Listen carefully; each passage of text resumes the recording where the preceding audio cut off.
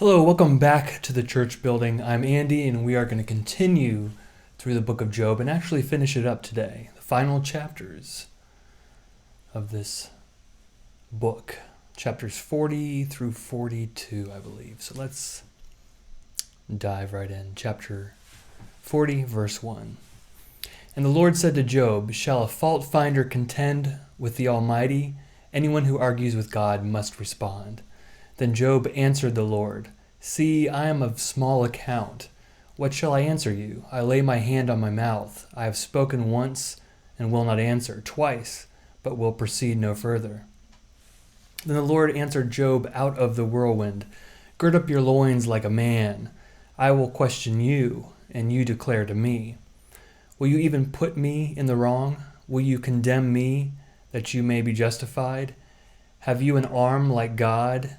And can you thunder with a voice like his? Deck yourself with majesty and dignity. Clothe yourself with glory and splendor. Pour out the overflowings of your anger, and look on all who are proud and humble them.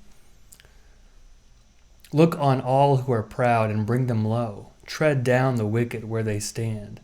Hide them all in the dust together. Bind their faces in the world below.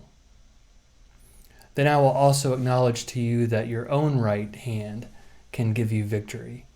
Look at Behemoth, which I made just as I made you. It eats grass like an ox.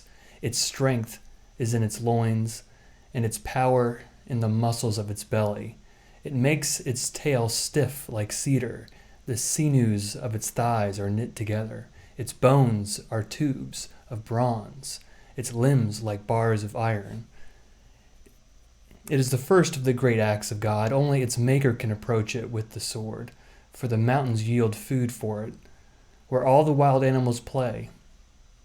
Under the lotus plants it lies, in the covert of the reeds and in the marsh. The lotus trees cover it for shade. The willows of the wadi surround it. Even if the river is turbulent, it is not frightened. It is confident though Jordan rushes against its mouth. Can one take it with hooks or pierce its nose with the snare?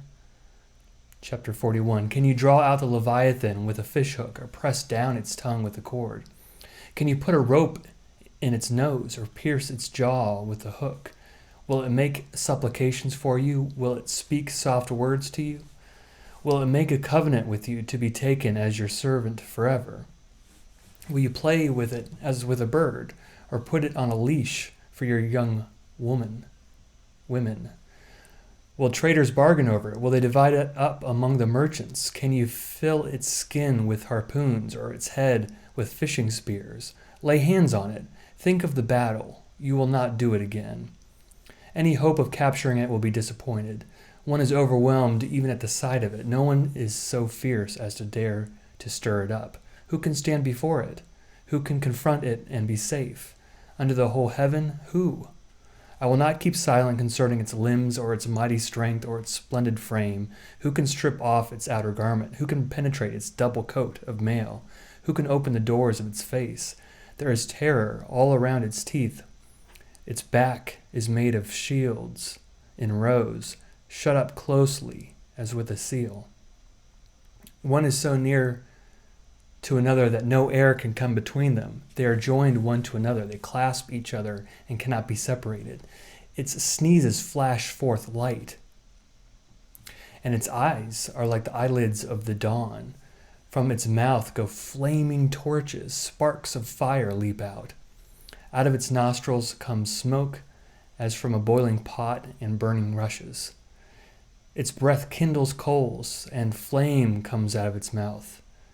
In its neck abides strength, and terror dances before it. The folds of its flesh cling together. It is firmly cast and immovable. Its heart is as hard as the lower millstone. When it raises itself up, the gods are afraid. At the crashing, they are beside themselves. Though the sword reaches it, it does not avail, nor does the spear, the dart, or the javelin. It counts iron as straw and bronze as rotten wood. The arrow cannot make it flee. Slingshots for it are turned to chaff. Clubs are counted as chaff. It laughs at the rattle of javelins. Its underparts are like sharp potsherds. It spreads itself like a threshing sledge on the mire. It makes the deep boil like a pot. It makes the sea like a pot of ointment. It leaves a shining wake behind it. One would think the deep to be white-haired. On earth it has no equal, a creature without fear. It surveys everything that is lofty. It is king over all that are proud. Chapter 42. Then Job answered the Lord, I know that you can do all things, and that no purpose of yours can be thwarted. Who is this that hides counsel without knowledge? Therefore I have uttered what I did not understand, things too wonderful for me that I did not know. Hear, and I will speak.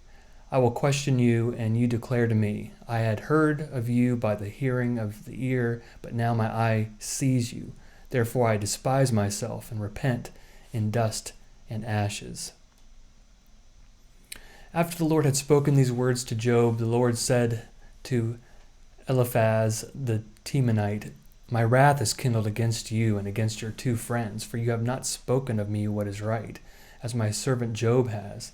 Now therefore take 7 bulls and 7 rams, and go to my servant Job, and offer up for yourselves a burnt offering. And my servant Job shall pray for you, for I will accept his prayer, not to deal with you according to your folly. For you have not spoken of me what is right, as my servant Job has done. So Eliphaz the Temanite, and Bildad the Shuhite, and Zophar the Naamathite went and did what the Lord had told them, and the Lord accepted Job's prayer. And the Lord restored the fortunes of Job when he had prayed for his friends, and the Lord gave Job twice as much as he had before. Then there came to him all his brothers and sisters, all who had known him before, and they ate bread with him in his house. They showed him sympathy and comforted him for all the evil that the Lord had brought upon him, and each of them gave him a piece of money and a gold ring. And the Lord blessed the latter days of Job more than his beginning, and he had 14,000 sheep, 6,000 camels, 1,000 yoke of oxen, and 1,000 donkeys. He also had 7 sons and 3 daughters. He named the first Jemimah, the second Keziah, and the third Karen Hapuk. In all the land there were no women so beautiful as Job's daughters, and their father gave them an inheritance along with their brothers. After this, Job lived 140 years and saw his children and his children's children 4 generations. And Job died old and full of days. This concludes the book of Job, and we will continue moving forward through this Bible read-through. Thanks for joining me, and see you next time.